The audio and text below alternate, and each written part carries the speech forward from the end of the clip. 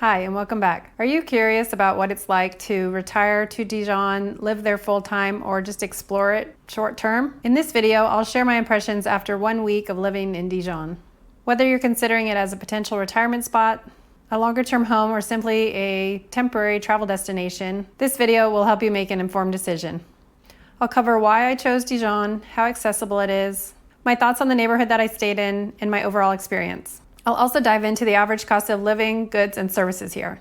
I'll also cover some common concerns, share my ratings based on certain criteria, and in the end, I'll reveal exactly how much I spent for my 1 week in Dijon. Plus, I'll let you know whether or not I could see myself staying here for a longer term. My name is Kyria, and I've traveled to almost 60 countries, and recently I retired early to travel the world full time. One of my favorite things to do is talk about travel and learn about travel from others, so let's get started. Before I start, I just want to say that I'm covering a lot of things today, but if there's anything that you have more questions about, or if you want me to cover in one of my next videos, I would be happy to take suggestions. This is a work in progress, and I'm trying to cover things that are important to most people. And also, one of the things I like the best is to see how much things cost, so I'm covering that as well. But if there's something else that you want me to cover, please do let me know. I chose Dijon because it looked like a beautiful city with lots of arts, food, wine, and history to explore. Also, I was coming from Strasbourg going to Lyon, and it is pretty much right smack dab in the middle of the two of those places. Dijon is the capital of the Burgundy region, and it's known for its wine, food, and mustard. Located in eastern France, it has about 160,000 residents, and it was historically significant as a center of power for the Dukes of Burgundy during the Middle Ages. Today, it's a UNESCO World Heritage City of Gastronomy and a treasure trove of well-preserved medieval and Renaissance buildings. Getting to Dijon is quite easy. You can fly into Dijon, and to get from the airport to the city center is about $2 and a half an hour on the train. However, it's very easy to take the train from a lot of the other cities. For instance, I took the train from Strasbourg. It was roughly about 2 hours, and it cost about $36. It was a direct train, and I had an assigned seat, and it was very easy to figure out. I booked my ticket online, and then I just downloaded the ticket onto my Google Wallet. A couple of tips about train travel in France. Sometimes they don't announce the platform until a little bit later, so you'll see a big board when you first walked into the station, and it has all the destinations on it, and if your destination hasn't been announced yet, the area for the platform will just be blank. Then they will announce the platform, and you'll notice a lot of people are running to the platform at that point. And I think that's because if you don't have an assigned seat, then it's basically first come, first serve, and so everyone runs up to try to get on the train first. However, if you do have an assigned seat, then you can go up to the platform then, and there'll be a TV screen that has a layout of the train. So if the train cars are 1, 2, 3, and you're in car 2, it'll show you exactly where on the platform car 2 is going to stop, and then you'll have your assigned seat once you get onto car 2. One note about the luggage. On the train that I was on, there were luggage racks at the ends of the train when you first go in the door, but in this case, the train actually had a few little small luggage racks in the middle. So every maybe 5 or 6 seats, there'd be a little bit of a tiny platform in between the 2 seats that you could put a smaller backpack, probably not any kind of big carry-on. The other thing is they did have overhead bins, but they were very small, like only a personal backpack could fit on that. So I wouldn't count on being able to put your luggage up above your seat. Instead, you would have to either put it on when you first get in the train, or you may, if your luggage is a little bit smaller, be able to fit it in between the seats in the car. A couple other examples of train times is from Paris, it's about an hour and a half. From Lyon, it's about an hour and 45 minutes. From Zurich, it's about 2.5 hours. And from Marseille, it's about 3 hours and 15 minutes. Probably the easiest way to get to Dijon is to fly into Paris and just take the train from there. Once you're in town, the public transportation is very easy. There are light rails and buses and a free city center shuttle that connects the two of those. The tickets are about $2, and you can also get a multi-day ticket, or if you get the Dijon Tourist City Pass, then your public transportation will be included in that. The same company that runs the light rail and the buses also runs the parking and the bicycle rentals. So you can also get a pass to use the bicycles, and I believe the first half an hour is free. You can also get a little bit further out of town if you want to do any day trips, and the operator for that is SNCF. That's the same one that I took from Strasbourg. Once again, you can just buy those online and upload them to your Google Wallet or probably Apple Pay. If you don't want to do that, it's very easy just to buy the ticket on the platform. I actually ended up not even needing to use the public transportation because Dijon is a very walkable city. The streets are very easy to navigate. The tourist office has maps, and the tourist office is right at the train station. So if you do come in on the train, you can just stop at the tourist office and they can give you all the information about everything. And if you wanted to buy a tourist pass, you can do that there as well. You can buy a multi-day pass for the bicycles. And if you want to do the Owl Trail, which I'll talk about in a minute, you can also buy a map for that there. I always look into running as well, and that was super easy. You can run around the main part of town, the downtown area, without too many issues. Even on a Saturday, it wasn't super busy. However, on a Saturday, I would probably avoid that, and that's easy to do as well. There are a ton of canal paths, including the Burgundy Canal, which is about 150 miles long. So you could potentially run as long as you want. The same goes for cycling. You can cycle on the Burgundy Canal, or there were a ton of good bike paths in town. And it seemed like there was a really good bike culture. In fact, even the postman and the Uber Eats rider was on a bike. As far as accessibility goes, just like some of the other towns in France, there are a lot of cobblestones. And so there may be a few issues there. However, the main city center area is a pedestrian-friendly zone, and it does have smooth sidewalks, so that area wouldn't be a problem. But if you get a little further out, then it's either cobblestones or the sidewalks are a little bit narrow. However, I did notice in the Dijon tourist booklet that they do have some parking and other things like that to accommodate wheelchairs. My Airbnb was just south of the main part of town, and it was only about a 10-minute walk from the train station and a 7-minute walk from the rest of the main attractions.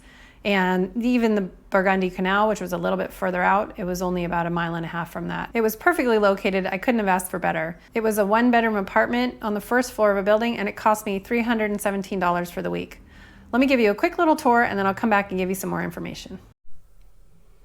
Okay, so I've just arrived in Dijon, and I wanted to just show you around my Airbnb real quick before I mess it up. It's the cutest little place. It's a 1-bedroom.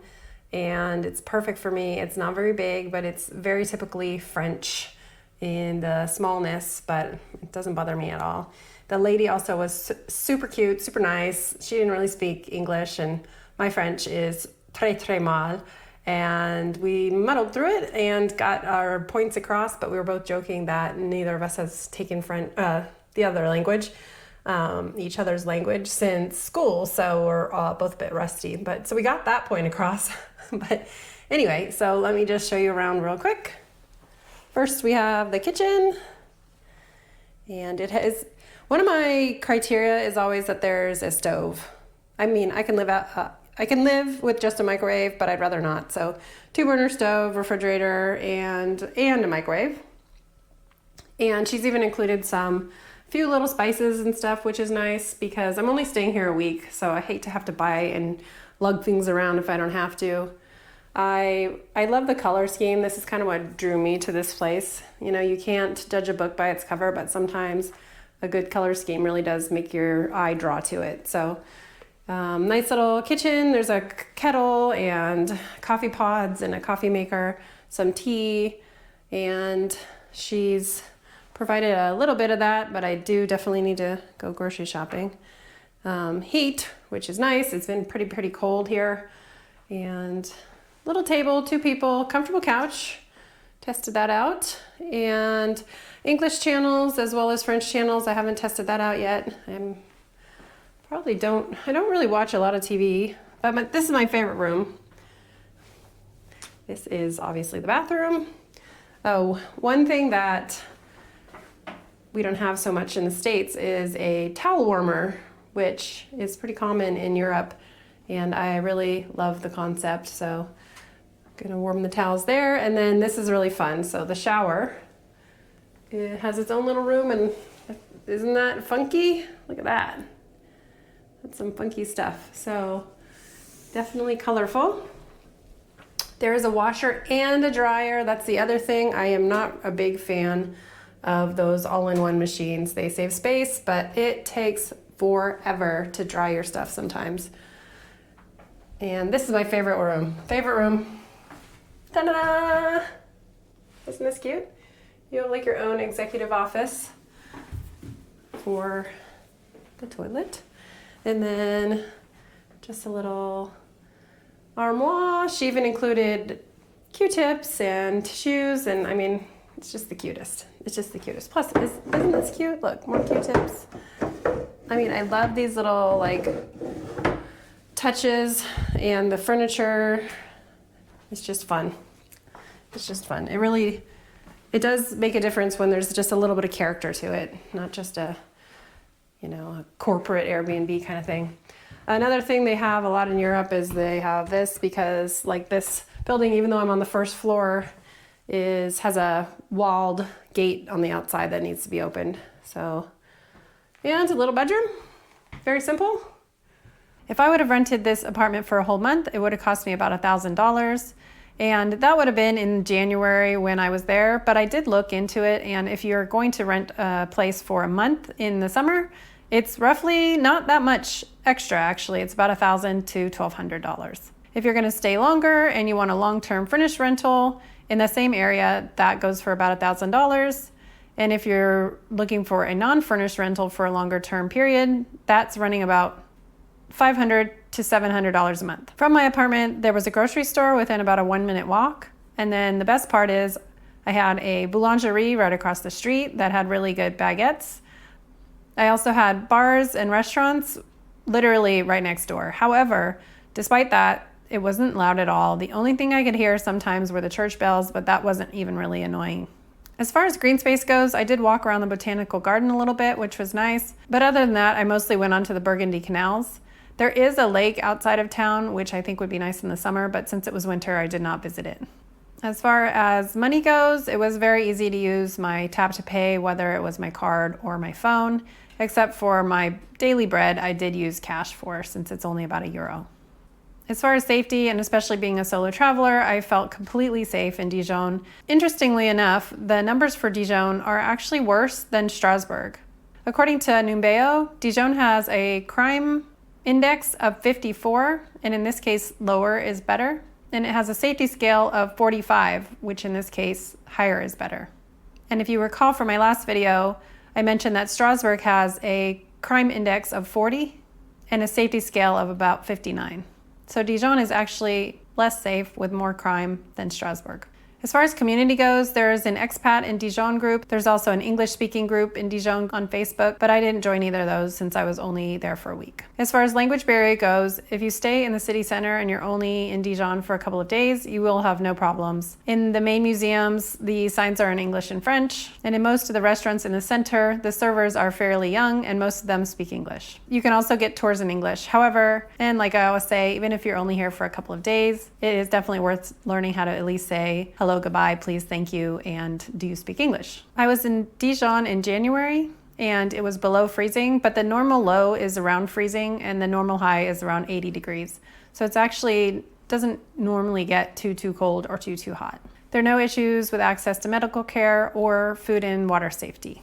There's no US embassy in Dijon. The closest US embassies would be in Paris or Lyon, which are both around 1.5 to 2 hours on the train. The common grocery store in town is Carrefour, or there's also Intermarché. And if you want to go out a little bit farther, there's a Intermarché Super, which is like a bigger one. But personally, I didn't need that. So I mostly just shopped in the city Carrefour, which is a little bit smaller, but it had everything I possibly needed. The average cost of groceries in Dijon in 2025 in US dollars were bread, which is a baguette, about $1, half gallon of milk, $1.55, a dozen eggs, $3.35, a pound of potatoes, 50 cents, pound of butter, $6.40.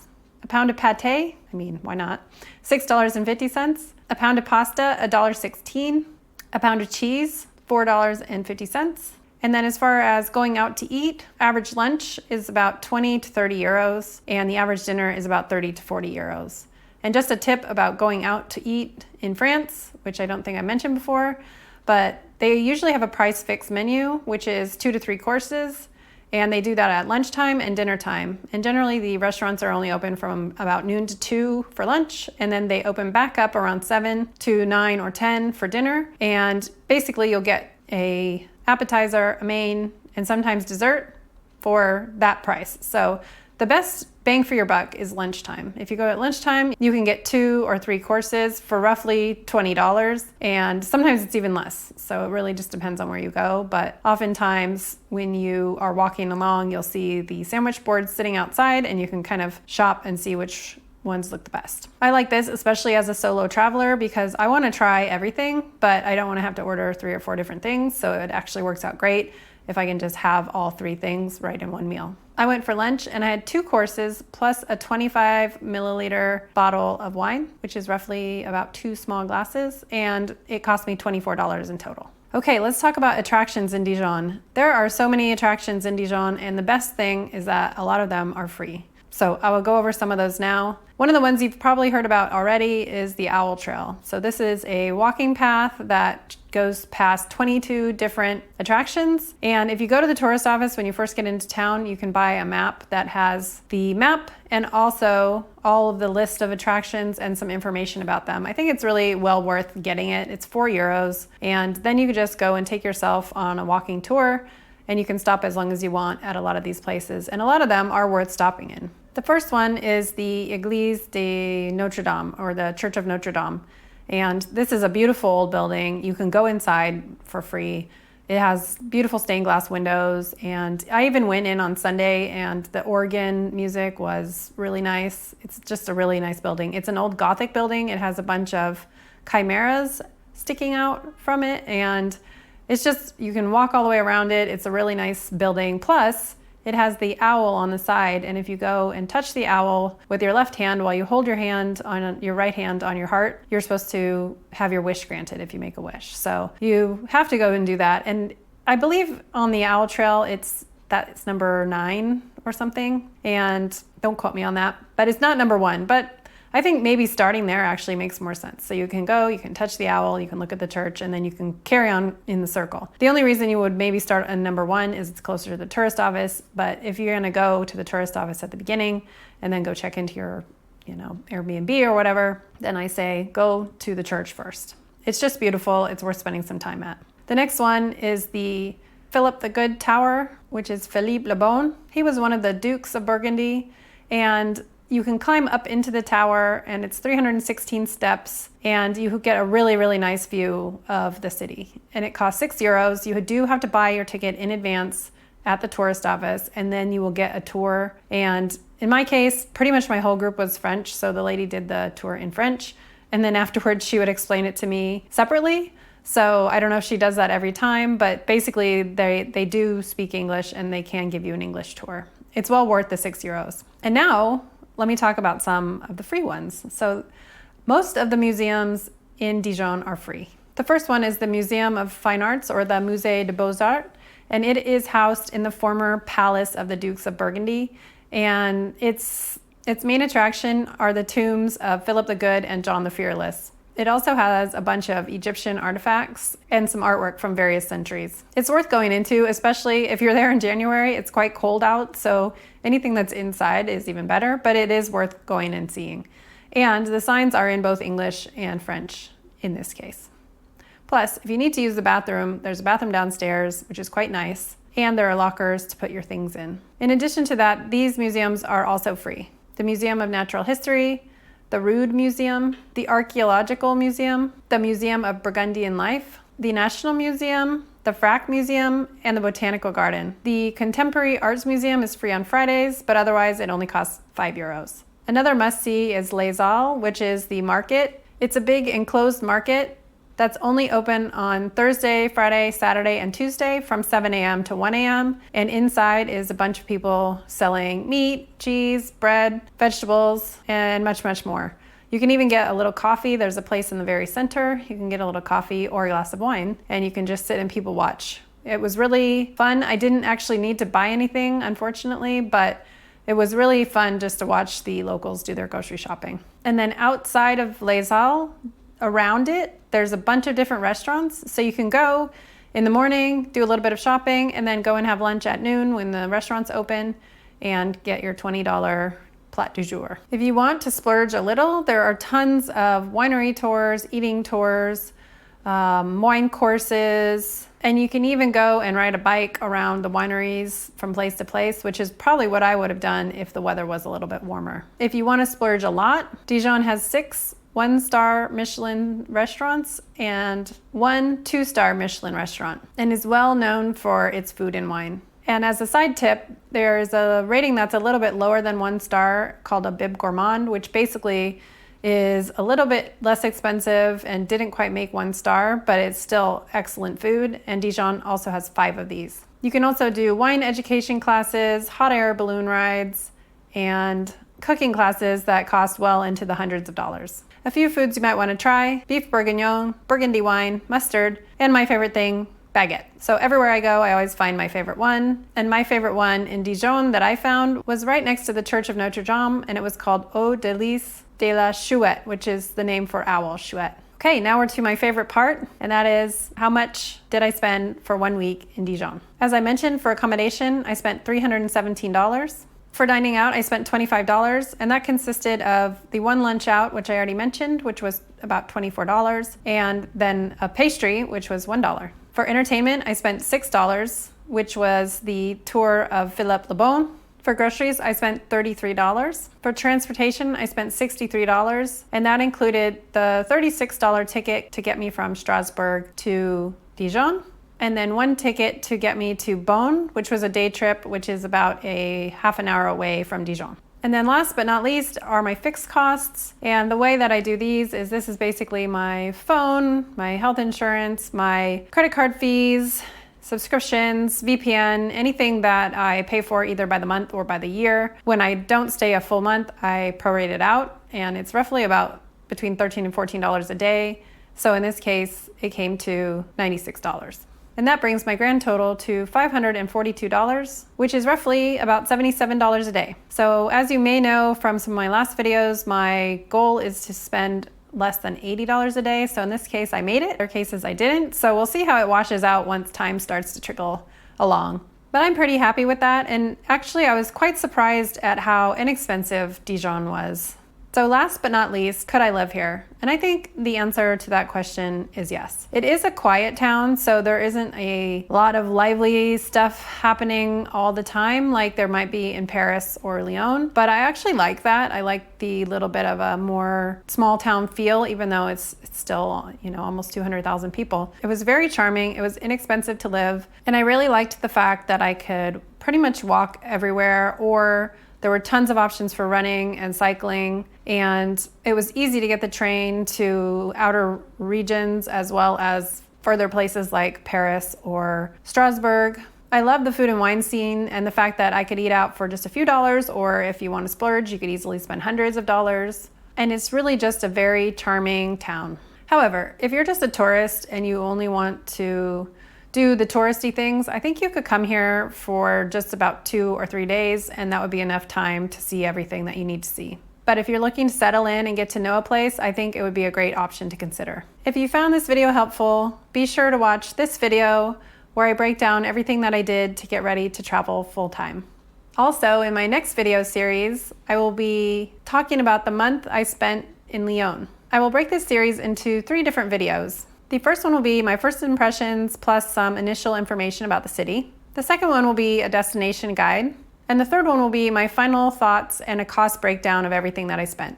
So if that sounds like something you would like, please subscribe so that you don't miss it. As always, thanks for watching and happy travels. I chose Dijon because it looked like a beautiful city with lots of arts, food, and wine. I chose Dijon.